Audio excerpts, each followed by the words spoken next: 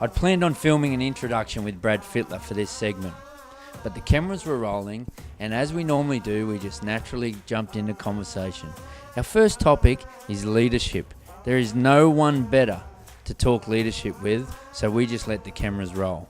Brad Fittler captained his country, his state, his clubs, he's coached, he's mentored leaders, he's mentored me. I've been privileged to work with Brad on many different coaching teams, and now very privileged to work with him on a regular occasion. I call him a teammate. He lifts me up, I lift him up. He's got my back, I've got his back. Today, we're part of your team, and I hope you enjoy him sharing some wisdom that's priceless. When I think leaders, like leadership's a big topic across any form of business, sport, whatever. And when I think Brad Fittler as in a leader, I think you led your team to a premiership, you led your state to Origin Series wins, you led your country to World Cup victories, Test match victories. How did you lead? What is leadership to you? Yeah, it's a pretty broad question, you know. And while I was doing it, it wouldn't have bothered me if I wasn't leading at all. It wasn't something I aspired to do or fretted on, or it was never a goal to be a captain. So the key is to have people in leadership that have influence over the group, and that's the key. And then you just got to make sure they're having a positive influence, because it's just as easy to be a leader and be a poor one as it is to be a leader and be a good one. So leaders are people that I think other people gravitate towards, whether positive or negative. That's why I ask it, because it is a very broad, like the title leadership, it is very broad. Yeah. That's why I've asked you, because what are the qualities you then feel that, leadership is not, like you say, it's not really a title, it's just what you do, you know? Yeah. What are the qualities that you did or standards you set that naturally you were a leader? The basic ones I always had were, I was always at training first. So if you pulled up, I was pretty much, a lot of the time I was already there. And for a majority of the time as well, I was last to leave. The other time I thought important with leading, especially while playing, was just maintaining energy the whole way through. Just keeping everyone's energy at a high rate, keeping your heart, making sure everyone was concentrating. While I was at training, I always enjoyed being there. So it was quite easy for me to stay focused at training. Outside training, I was quite easily distracted.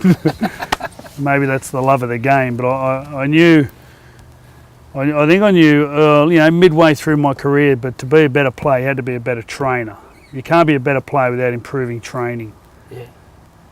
No, you see, you're touching on some things there that, again, when I think leadership, the first person I wanted to talk to about it was you, because of those reasons you've just said.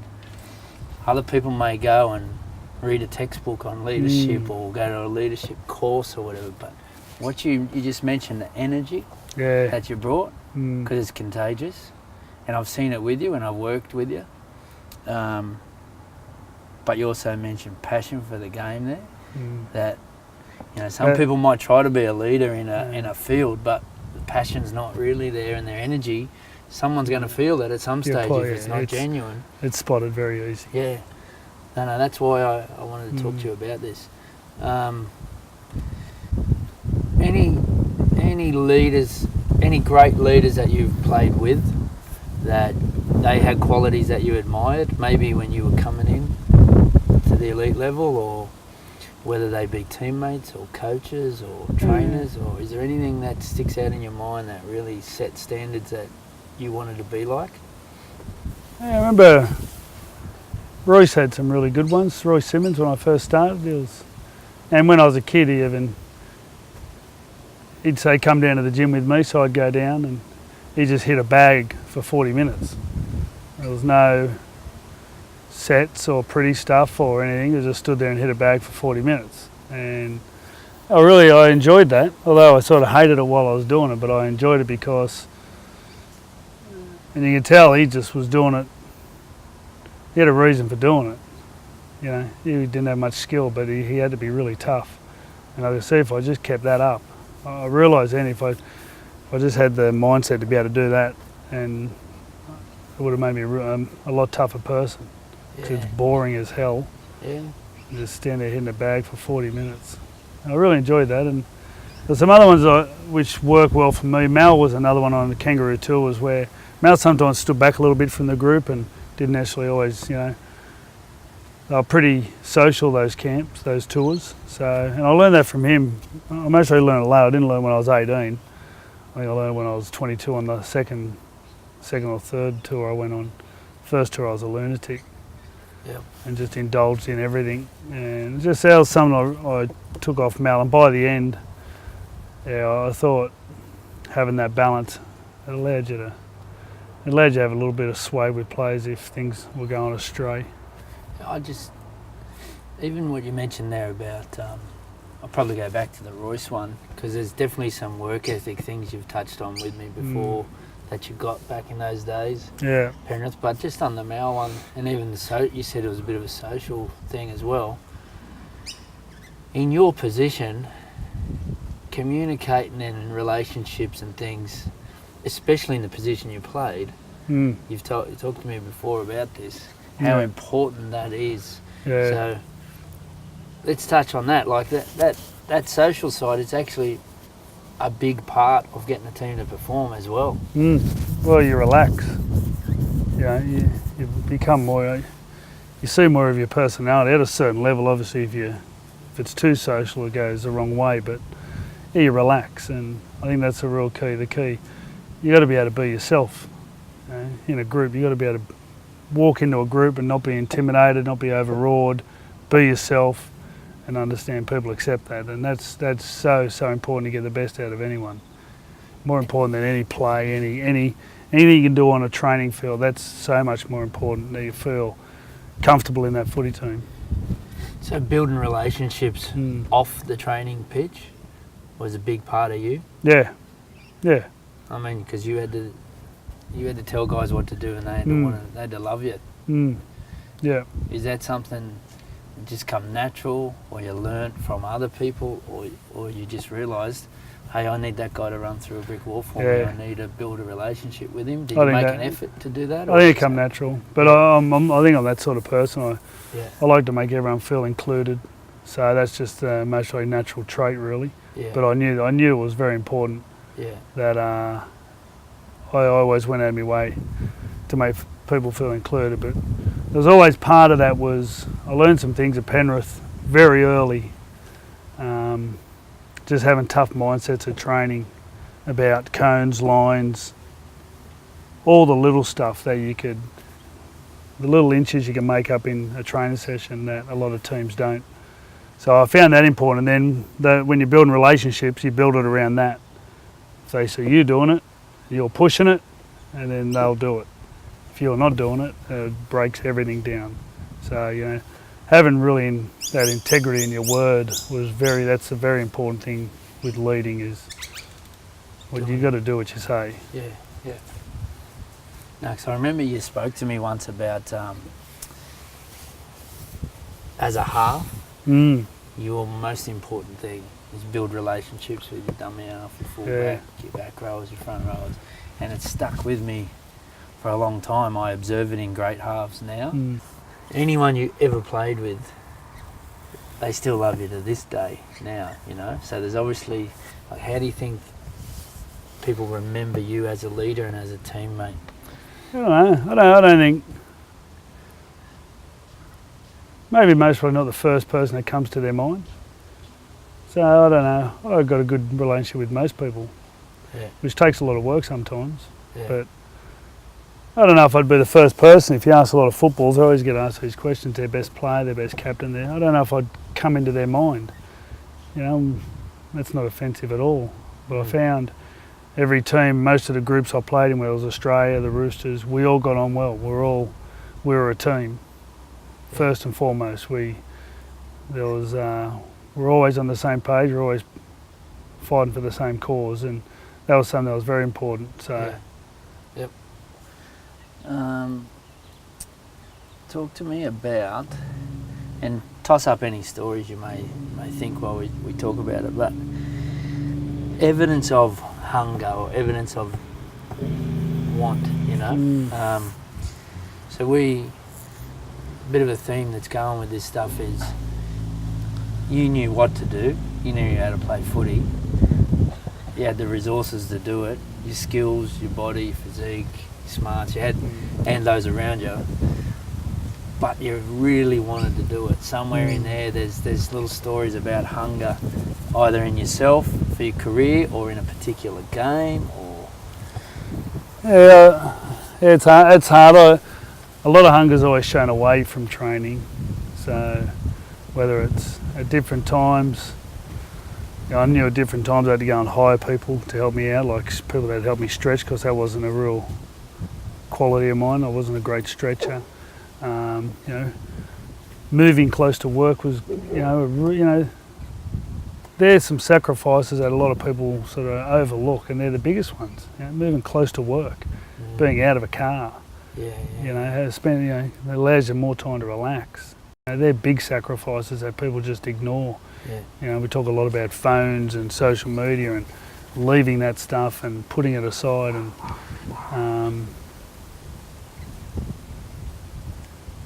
hunger. As I mean, if you ask someone today to go and run 1000s or leave your phone at home for the full day, what would you think they'd do? They'd run the hundreds. Yeah, run the hundreds. They'd run the hundreds. So in my day, what hunger was very different to what hunger is now. Yeah. I think. So evidence. My hunger was always what I did away, because what you did away. I had a pretty good. I had a good standard of training. Yeah. I mostly wasn't the fittest bloke, and didn't look after myself as good as I could have. Yeah. But I was a good trainer. I was there all the time. I had good energy, and I worked hard at training. Well, that's evidence of. That's evidence of really wanting to be there. Being there first. That's a sign for everyone else to see he wants to be here. Your standards you set. Not taking a little shortcut on the line. That's evidence that he really wants to be disciplined. He wants to have a disciplined team. That's why I retired. My last year, I figured I was going to retire, but my last year I couldn't get to the line. Yeah, right. Things was tightening up and stiffening up, and a lot of drills you're touching and going and stuff like that, and I couldn't get to the line. Yeah, right. I just sort of, whether I was, and it was that choice of whether to be short or be late. Yeah. Or I've had too much. I could have went on in my career and mostly played a couple of more years and dallied around and relied on my teammates a lot. Yeah.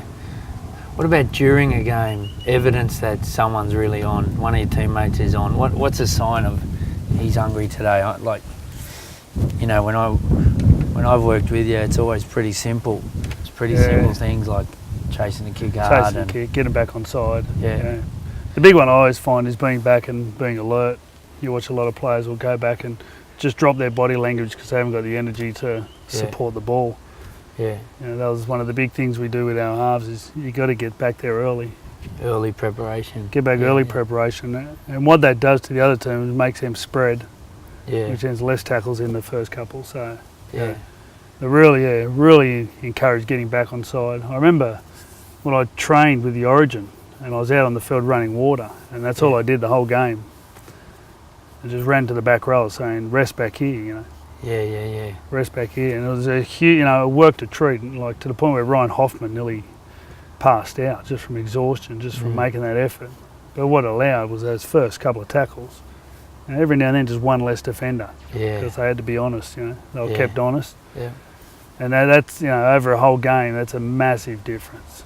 Huge difference. So, it's that energy off the ball. I think Michael Jordan's got a great saying where, it was only for about 8% of the game he had the ball in his hands. And people think I'm great for that.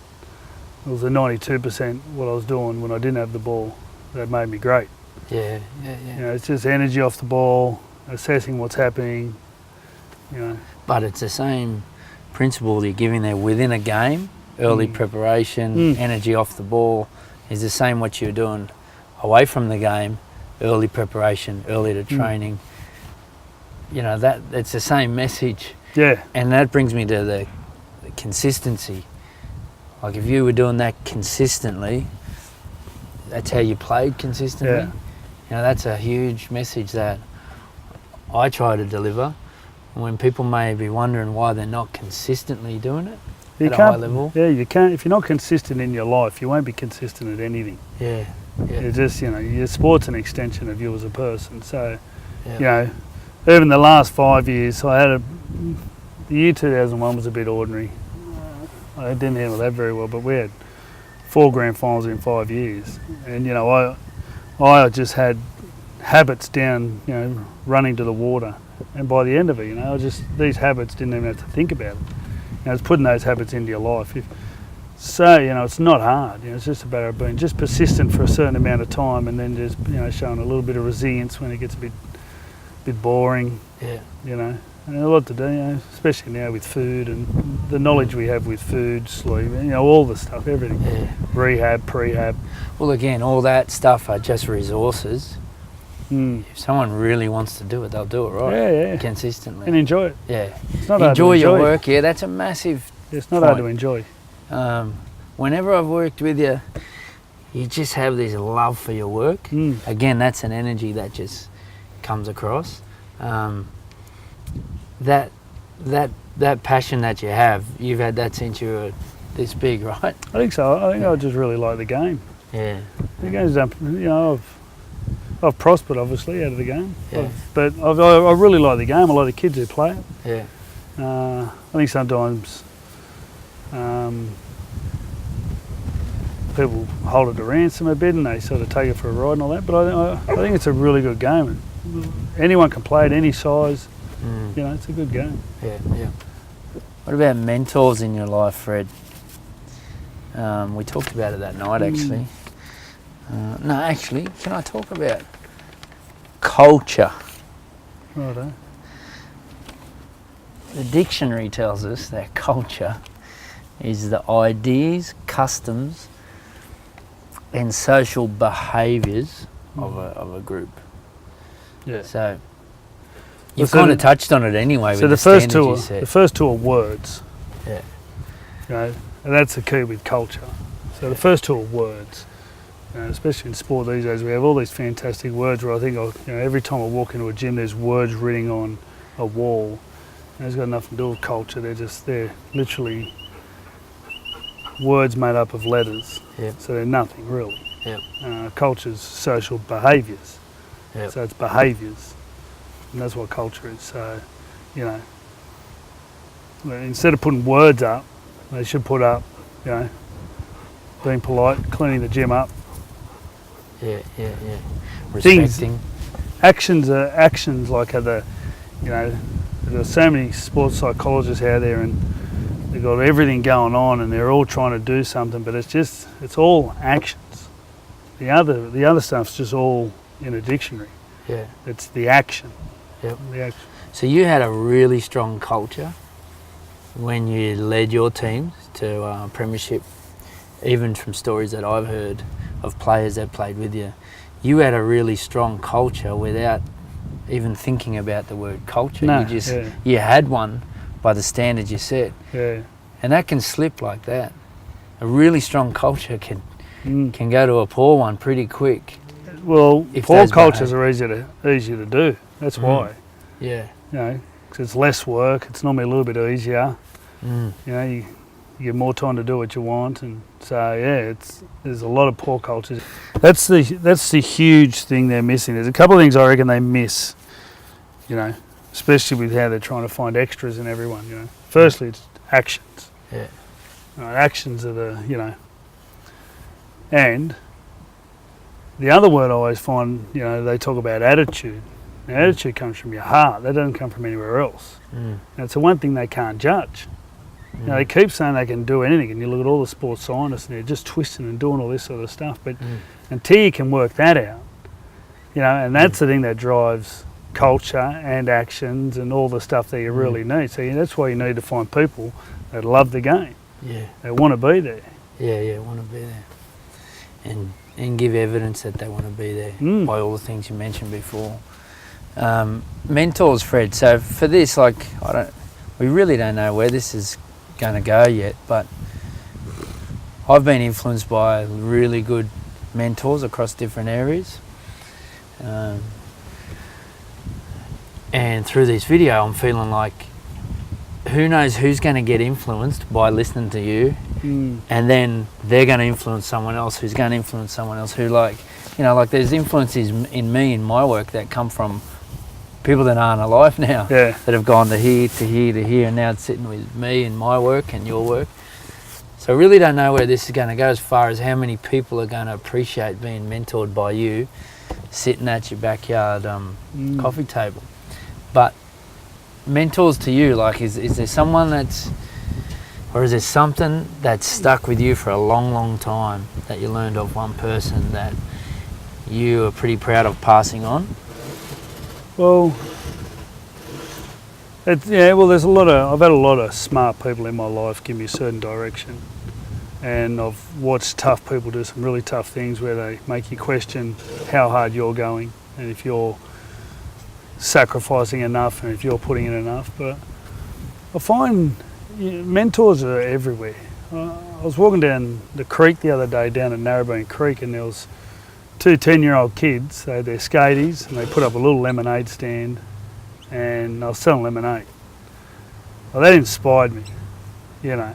With all the crap young kids cop these days, these two lobbed up, having fun in a car park, right on a walkway. So I feel when you're looking for mentors, it's just opening your eyes a little bit sometimes and just, you know, taking any sort of good behaviour on and using that. So I found that taught me a real big lesson, I thought, those kids. Yeah. Well, if we go back to the three things, they knew what to do. They knew how to sell lemonade. Yeah, they knew how to make it. They had the resources. They made it. They really wanted to do it. Yeah, and they just got out and did it. They did it. And they had fun around it, you know. They were on skaties. I grabbed their skatey for a while and had a chat with them. And they would have got there early. Made some money. Yeah. Beautiful. Yeah, that was I thought that was... it made me think a lot, that, watching those kids. Made me think. Sometimes, I think they're the best mentors, you know, when people's actions actually make you walk away and go, wait up. Yeah. Well, that's I respect the guy filming us right now. He really wants to sell prints, photographs, that he takes these crazy photos, awesome pictures. And he's got a full-time job, but evidence that he really wants to do it is he gets up at 5 a.m. and he's taking sunrise shots. And then he's obviously got the skills to do it, he's got the equipment to do it, and then last night I see him selling them at midnight, and he sold 50 copies last night of prints of photos and that. So for me, I always look at evidence of want. He really wants to do it, which is pretty cool. He's got the resources and the skills to do it. So yeah, you're right. You can get inspiration across anyone. Across anyone. Absolutely anyone. And enjoying your work. He obviously. Oh, actually, Freddie, last one on first impressions. We've chatted a lot about first impressions, and you make a first impression when we go in a camp, and I've been in a lot of training camps with you with different teams, and the first impression you make is always pretty powerful. But also, as a player, every day, I guess you've already talked about it. The first impression anyone sees was you at training first. Again, is that natural, or is it something you really value now in your work, or? Well, I try to be, and that's, there's, just having focus, having people know you want to be there. And I just push myself to the point where I want to be there, even if it means sometimes sitting in my car and doing a little bit of breathing or just relaxing and putting everything into perspective. That if you're in the position of coach, that they need to know you want to be there.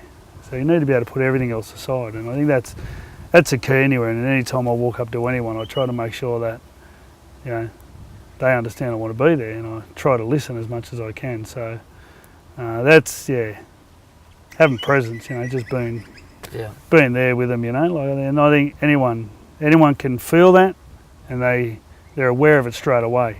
Yeah. If you go in there and you're rushed and you haven't prepared, and they'll know. They pick it up, and you just lose them. You can lose them, and it might take a day or two to go and get them. Yeah.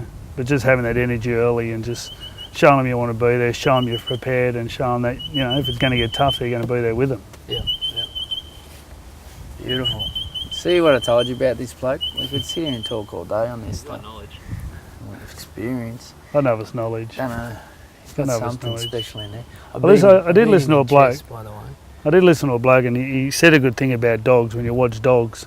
And there's one about ducks. Have you heard the one about the ducks?